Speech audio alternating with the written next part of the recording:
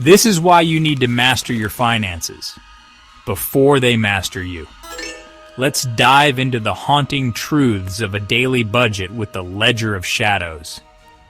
In a small, forgotten town, there was a legend of an ancient book called the Ledger of Shadows.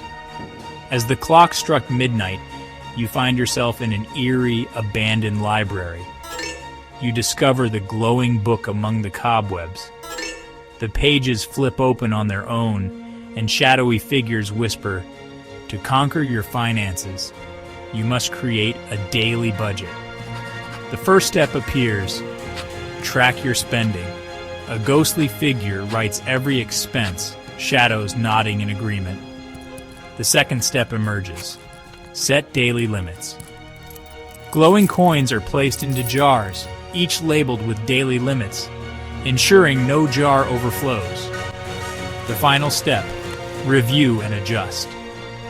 A cloaked figure reviews a glowing ledger, numbers shifting eerily.